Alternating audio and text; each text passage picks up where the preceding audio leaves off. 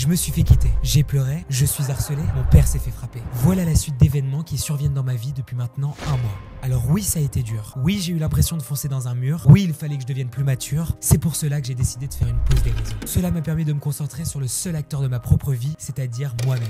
Quand on est confronté qu'à soi, c'est là qu'il faut faire un choix. Dois-je écouter mon moi négatif ou dois-je écouter mon moi positif? Et là, deux solutions étaient à ma disposition. Tout arrêter, abandonner, et là les haters seraient gagnés. Ou encore réfléchir, se reconstruire, garder son ambition et revenir plus fort que n'importe qui. Selon vous, quel a été mon choix? Revenir plus fort. Malgré les difficultés rencontrées, malgré que mon père se soit fait frapper, m'ayant donné l'impression d'avoir causé cet excès, je ne vais pas abandonner. Ce n'est pas à moi de m'arrêter pour ne plus me faire harceler. C'est aux harceleurs d'aller se faire voir ailleurs. Je suis un gagnant. Depuis 2 ans, j'ai vécu tous mes rêves. J'ai construit une communauté et je travaille nuit et jour pour que mes parents soient fiers de moi. Mais par contre, il me reste encore du chemin à parcourir. Alors non, je n'arrêterai pas les réseaux. Alors non, vous ne toucherez plus à mes proches. Et alors non, je ne vais pas vous laisser sans vraies explications de toute la situation. Reprenons depuis le début.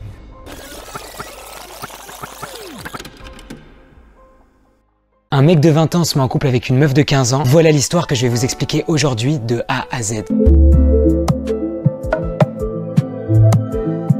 Je m'appelle Ethan Berebi, aujourd'hui j'ai 21 ans et je suis créateur de contenu notamment sur la plateforme TikTok. Pour tous ceux qui me connaissent pas, vous avez dû sûrement entendre parler de mes buzz parce que c'est vrai que j'ai été pas mal controversé sur TikTok, notamment dû à mon dernier couple. Et ça fait maintenant un mois que je suis harcelé au quotidien, que ce soit sur la plateforme TikTok mais également en vrai. Ça a franchi la barrière du numérique et aujourd'hui, pour être tout transparent, je me dois de tout vous expliquer. Premièrement, avant de vous parler de la fin de ma dernière relation qui était le cœur de ma notoriété, j'ai fait pas mal de choses comme des vidéos style podcast où je prenais un thème et je balançais plein de vannes dessus, et encore plus récemment des formats de concept micro-trottoir qui m'ont fait exploser sur la plateforme TikTok. Quand j'ai rencontré mon ex, pour vous mettre dans le bain, j'avais déjà 1 million d'abonnés quand elle en avait peut-être 40-50 000 maximum. Alors oui, je préfère préciser ce détail parce que quand on sort d'un couple sur les réseaux, on a toujours l'impression que c'est le mec qui s'est fait connaître par rapport à la meuf, alors que là pour le cas c'était l'inverse et je préfère crever l'abcès pour ne plus avoir de commentaires de gens qui disent « elle t'a fait percer ». Je me suis donc mis en couple avec mon ex il y a maintenant plus d'1 an et c'est là qu'on avait commencé à jouer pas mal sur la chose qui faisait parler dans notre couple, c'est-à-dire la différence d'âge. Parce que vous n'êtes pas sans savoir, si vous avez vu notre couple passer, qu'on avait 5 ans d'écart. Elle avait 15, je venais d'avoir 20. Lié à ça, une fois notre arrivée sur les réseaux, on s'est fait tailler de tous les côtés parce qu'on en a trop joué. Alors ça, je vais toujours l'admettre et ça, je vais le redire et je le redirai toujours. Oui, on en a trop joué au début de notre relation. On a trop parlé du fait de notre différence d'âge. Et c'était de mon fait. C'est moi qui ai choisi de faire ça parce que j'ai vu que ça commençait à faire parler et je me suis dit que c'était quelque chose de plutôt drôle. Alors non, ce n'était pas drôle et que maintenant, avec du recul, je me dis que c'était une erreur de notre part. Mais comme je vous le dis et comme je pense vous le savez, l'erreur est humaine et donc là-dessus,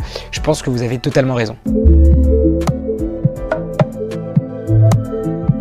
Néanmoins, pour revenir brièvement sur cette différence d'âge, non, cette différence d'âge n'était pas illégale, mais oui, certes, pour certaines personnes, elle était immorale. Mais je préfère quand même préciser que l'immoralité dépend de chacun. Ça veut dire qu'on est tous nés chacun avec une moralité différente en fonction justement de ce qu'on a vécu, de l'endroit dans lequel on est né, du cercle de personnes qu'on a rencontrées, qu'on a fréquentées, et donc cette moralité dépend de tout le monde. Donc c'est un peu compliqué et paradoxal de juger que sur de la moralité. C'est donc pour ça aussi qu'il y a une loi qui stipule une légalité. Et donc moi je pense que c'est très important que quand une situation n'est pas illégale, mais plutôt immorale, de vous dire vous, pourquoi vous trouvez que cette situation est immorale, mais de garder cette critique peut-être pour vous, parce qu'en fait elle est jugée d'autres personnes que vous ne connaissez pas et avec lesquelles vous ne vivez pas, ça me semble un peu paradoxal. Et justement avec cette relation et cet écart d'âge, il y a quand même eu une certaine hypocrisie, surtout après notre rupture. Pour vous faire simple, comme je vous l'ai dit, quand on s'est mis ensemble, on a été très critiqué et très détesté. C'était d'ailleurs très dur mentalement et surtout pour moi parce que généralement c'est la personne qui est plus adulte et qui paraît plus forte qui subit des attaques, alors qu'en vrai je suis pas forcément plus fort, mais bon ça on reviendra là-dessus. Tandis que pendant 1 an qu'on a été ensemble et qu'on a montré que notre relation n'était absolument pas malsaine et que les gens ont assimilé et ont accepté notre relation, et bah là bizarrement il n'y avait plus aucune vidéo faite sur nous, aucune critique et tout se passait dans le meilleur des mondes. Il y avait simplement de l'amour. Et aujourd'hui d'ailleurs je vous remercie tous ceux qui me soutiennent et ceux qui sont de ma communauté de venir me voir tous les jours, de me faire des messages de bienveillance, etc. Vous êtes incroyables, merci beaucoup. Et l'hypocrisie revient à la fin de notre relation où quand on s'est séparés, un déferlement de vidéos et de critiques sont revenus. Donc pourquoi ça, je ne trouve pas ça normal? C'est quand même hyper paradoxal de critiquer des personnes de début, surtout moi d'ailleurs, et pendant 1 an de relation qu'on vous montre que rien n'était malsain, que quand il y a une rupture et que ça s'arrête, vous reveniez à vos critiques et aux mêmes critiques qui étaient au départ. Ça, je ne trouve ça pas normal. C'est hyper hypocrite de votre part et surtout très méchant de tirer sur une ambulance. Parce que moi, je vous le dis, à la fin de cette relation, et justement, je vais y revenir maintenant, le seul qui était réellement mal, même si je ne porterai pas de jugement de valeur sur l'autre personne, c'était vraiment moi. Et les personnes qui m'ont critiqué, qu'est-ce qu'elles ont fait? Elles ont justement tiré sur cette corde-là pour essayer de me mettre à terre. Parce que oui, j'étais une cible facile. Maintenant que j'ai posé ces bases-là et que j'ai soulevé un petit peu l'hypocrisie, je vais vous parler très franchement de la fin de la relation avec mon ex. Pour faire simple, parce que je rentrerai pas dans les détails, avec cette personne, donc on avait une différence d'âge qui pour le coup ne se ressentait pas, sauf à un moment, c'était sur les projets de vie. Moi par exemple, aujourd'hui j'ai 3 sociétés qui fonctionnent très bien. Moi j'avais plus un modèle un peu à la familiale de se dire que j'allais travailler toute la journée et le soir j'étais content de voir ma copine et sans forcément faire plus et pas, c'est-à-dire sortir tout le temps, pas aller voir 1 milliard de potes à chaque fois, parce que j'étais dans un schéma travail, famille. Sauf que quand on est plus jeune, et même moi quand j'étais plus jeune ou quand j'étais sur ma fin de l'adolescence, début adulte, on a envie de sortir, on a envie de vivre, on a envie de faire plein d'expériences. Et donc c'est là, je pense que c'est cette friction là qui a fait qu'on en a été là aujourd'hui et que notre relation n'a pas pu durer. Il y a eu 2 phases de séparation. Il y a eu la première séparation en juillet où là c'est moi qui me suis fait quitter et j'étais au plus mal pendant 2 semaines, j'étais au bout de ma vie et c'est là que ça m'a mis un déclic dans ma tête. Ah ouais, cette relation incroyable, à tout moment en fait elle peut s'arrêter. Du coup moi je me suis senti vraiment, mais tous mes potes pourront le témoigner, j'étais au bout de ma vie, j'arrivais pas à manger, enfin bref, j'étais au bout de ma vie. Sauf que 2 semaines après, du coup, en ayant vu que j'étais en vacances, que j'essayais de revivre, etc., mon ex m'a recontacté. J'ai entre guillemets essayé de comprendre l'autre en lui disant que c'était pas grave si elle m'avait quitté, que en gros j'ai essayé de bien comprendre l'autre, j'ai accepté la situation et on s'est remis ensemble. Sauf que je pense avoir été peut-être trop gentil surtout. Moi pour vous expliquer la situation, la 2e rupture je ne l'ai absolument pas vu venir, mais j'ai l'impression que cette rupture survient quand la personne avec qui j'étais au quotidien allait beaucoup mieux. Pour vous expliquer un peu ça, j'ai l'impression d'avoir été un peu utilisé comme médicament. Ça veut dire qu'au départ de notre relation avec mon ex-copine, elle n'était pas forcément très bien. Une fois la fin de notre relation,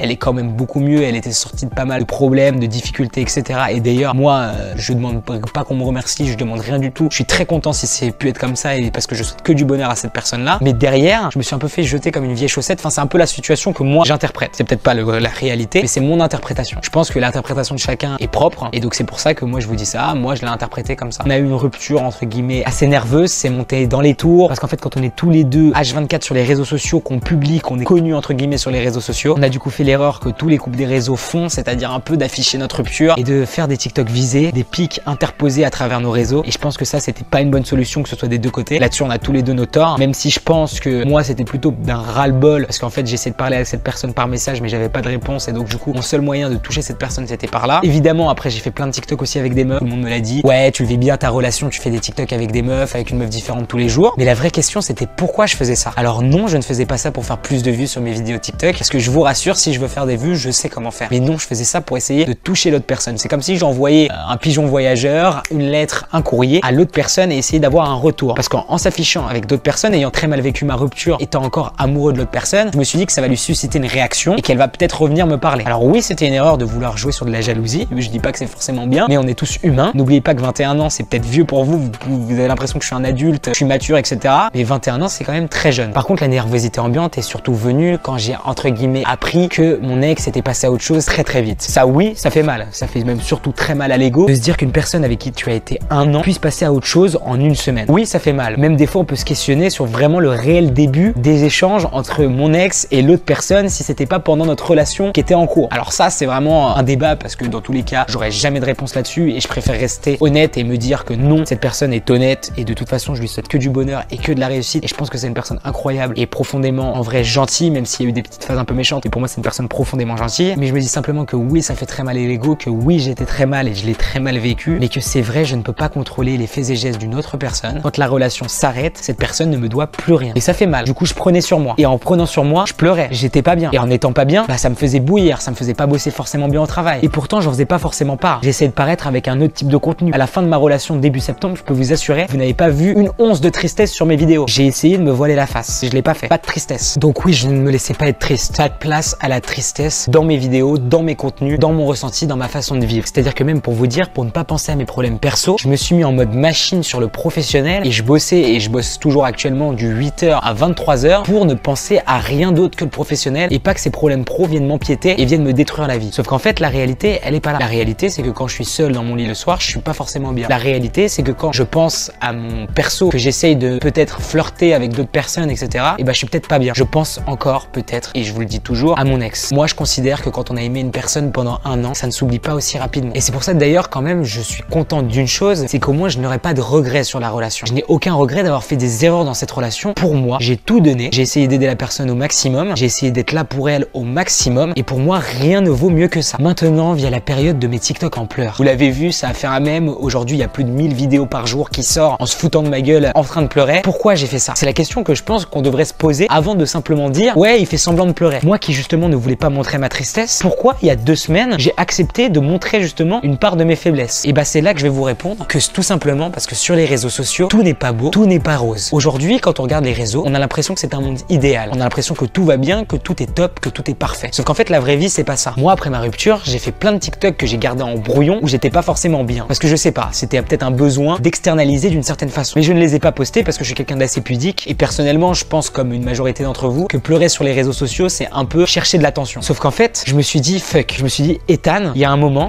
tout ne va pas tout le temps bien.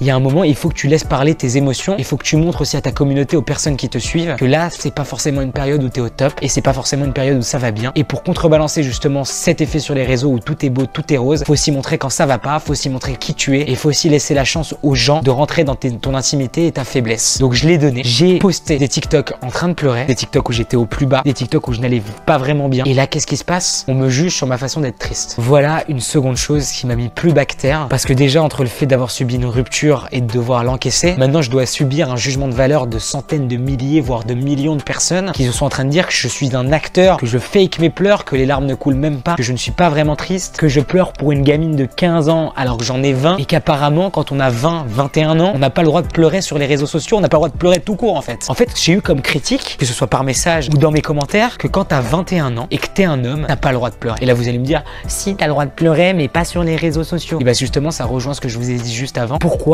vouloir cacher et me brider sur des choses qu'en vrai je pense que vous devriez savoir et qu'on vous montre que c'est pas forcément un métier si facile. J'ai fait tellement de choses en 2 ans, j'ai accompli tous mes rêves que c'est pas pour tout ça que je dois m'arrêter. Sauf que là survient un événement dramatique. C'était peut-être un événement sans retour dans ma vie et dans ma façon de penser. L'harcèlement a franchi la barrière du digital pour arriver dans la vraie vie. Mon père s'est fait frapper.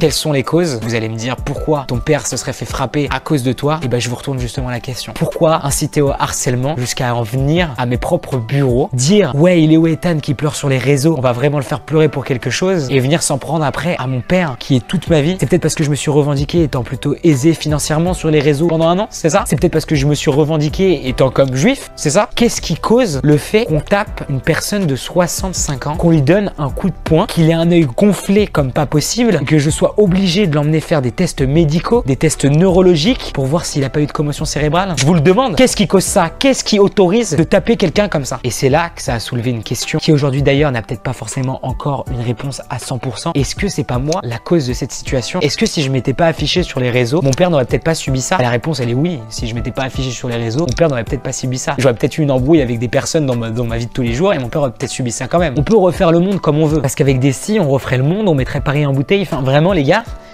faut se mettre dans cette optique que moi, et c'est là que je l'ai compris, il n'y a pas de cause à la haine, il n'y a pas de cause au harcèlement, il y a simplement des haineux et des harceleurs qui, eux, faut mettre soit en prison, soit mettre des sanctions. Parce que c'est pas parce que je me suis affiché sur les réseaux sociaux, qui plus est, m'a apporté beaucoup plus de positifs que de négatifs, que ça mérite qu'on vienne taper mon père. Les personnes qui l'ont frappé sont la cause. Ça revient encore sur le même débat que est-ce que la jupe cautionne le viol? Ça veut dire qu'une personne que vous voyez dans la rue parce qu'elle a une jupe, si elle n'avait pas mis de jupe, elle n'aurait pas eu subi d'attouchement. Et bah non, ça c'est pas un débat possible, c'est pas un discours tenable, on n'a pas le droit de parler comme ça. Il n'y a pas de cause à la violence, il n'y a pas de cause à la haine, il y a simplement des connards. Et c'est ces personnes-là qu'il faut combattre. Est-ce que vous trouvez ça normal que même mes propres collaborateurs soient inquiétés de possiblement resubir une telle action? C'est normal que quand je sors, je regarde tout le temps derrière moi, tout le temps devant moi et que je fasse hyper attention à ce qu'il m'arrive pas quelque chose? Est-ce que c'est normal? C'est normal que j'ai une boule au ventre quand je marche seul la nuit? C'est normal que quand je sois chez moi, j'ai une boule au ventre des fois de me dire putain, il y en a peut-être qui ont mon adresse? Non, ce n'est pas normal.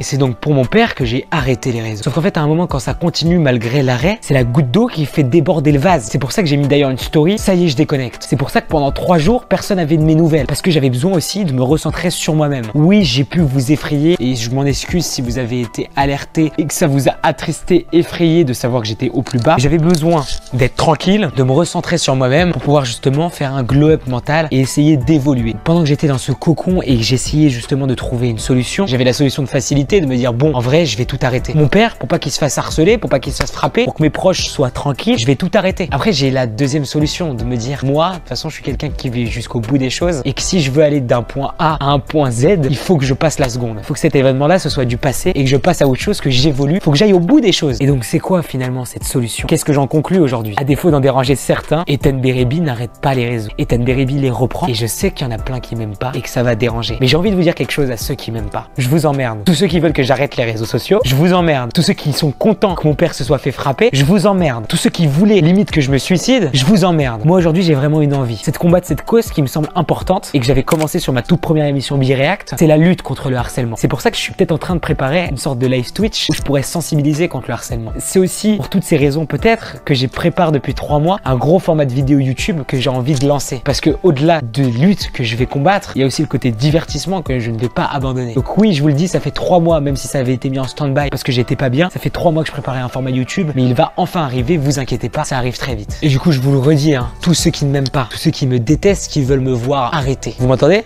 Vous êtes bien assis? Je vous emmerde. Parce que moi, tout ce que je fais, je le fais pas pour vous. Moi, tout ce que je fais, je le fais pour la communauté qui me soutient au quotidien. Les 30 à 50 personnes qui viennent me voir tous les jours, les 500 personnes par jour qui m'envoient des messages, les personnes en boîte de nuit qui viennent me faire des câlins parce qu'ils m'ont vu triste, les personnes qui viennent essayer de me parler, qui me disent oui, si tu as besoin de parler, on est là. Je le fais pour toutes celles-là. Parce que si j'arrête aujourd'hui, bah c'est facile. C'est la solution de facilité. Mais si je continue, c'est pour toutes ces personnes. J'ai accompli tous mes rêves. J'ai rencontré toutes les personnes que j'admirais depuis petit. J'ai créé une communauté sur les réseaux sociaux. Je gagne ma vie avec. Je suis libre géographiquement et je fais ce que je veux de mes journées. Qu'est-ce que je peux demander de plus? À part la chose qui m'a semblé le plus important une fois que j'ai vécu tout ça, c'est la santé et les moments vécus avec nos proches. Parce qu'aujourd'hui, je peux vous dire que je savoure ces moments, mais comme si c'était les derniers. Parce qu'aujourd'hui, pour moi, mieux vaut un repas avec mes parents, discuter, rigoler, que gagner des millions d'euros parce que ça vaut de l'or, c'est du temps, c'est quelque chose qui ne se rachète pas. J'ai donc envie de vous montrer que vous pouvez tout surmonter. Pour obtenir 99% de ce que les gens n'ont pas, il faut faire 99% de ce que les gens ne font pas. Moi, il y a 2 semaines, j'étais plus bactère. Là, je vais aller encore plus haut. Et là, je ne m'arrêterai pas de sitôt.